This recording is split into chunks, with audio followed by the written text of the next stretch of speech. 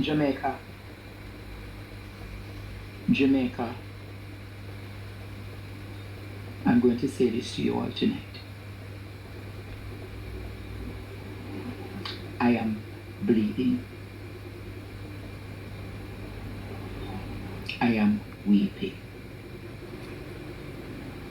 Jamaica is crying.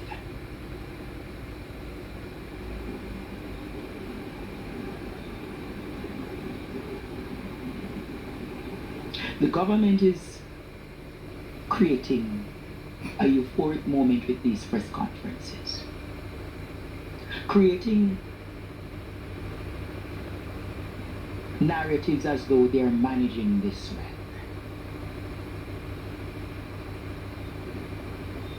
It's not being managed well, Jamaica.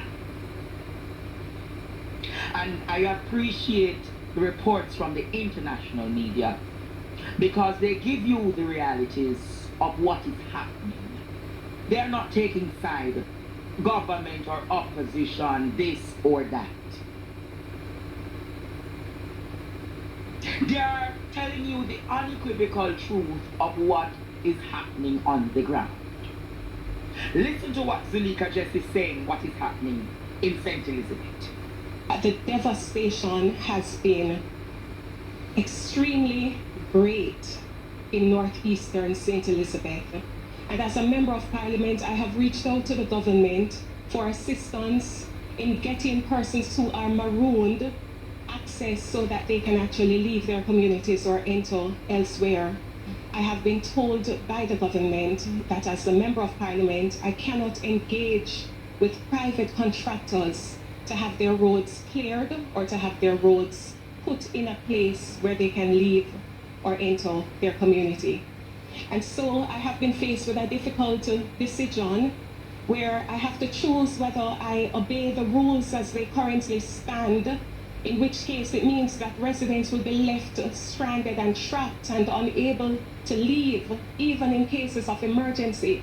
People will not be able to have access to food, water, or I make the other difficult decision, which is to go against the government's dictates and actually engage contractors to put together the roadway as best as possible so that access can be had. I have chosen the latter, and so I hope and I pray that the government will actually make some allocation available to members of parliament in the affected constituencies. I am calling on the government to include the members of parliament, to engage with us, and very importantly, to empower us to help the people who are depending on us because they don't have the numbers for the government ministers, they have the numbers for their members of parliament, and they're reaching out and begging and crying out for help. I'm asking that the government consider making an allocation, particularly to the members of parliament in the deeply affected communities, constituencies, where it's not just a case of clearing the roadways, it's a case of actually engaging professionals who can fill the gaps and the craters and make a way where there is no way, even if it is just on a temporary basis. So as a concerned citizen of Jamaica, I am imploring the Jamaican government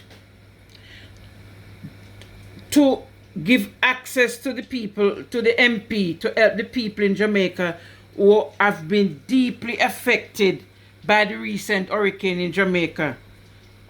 Communities are suffering. The scale of damage is immense and our people are in great need and they need support. So while we appreciate all that the government is doing, that 10 million and whatever that is donating, although people don't think it's much, it has become clear that more localized approach is necessary and essential for effective recovery. So, as a concerned citizen overseas, I'm urging the government to allow local MPs, members of parliament with the resources and authority to spearhead relief efforts in their respective constituencies, which is only right. Our local MPs, as I can see, I've been viewing them.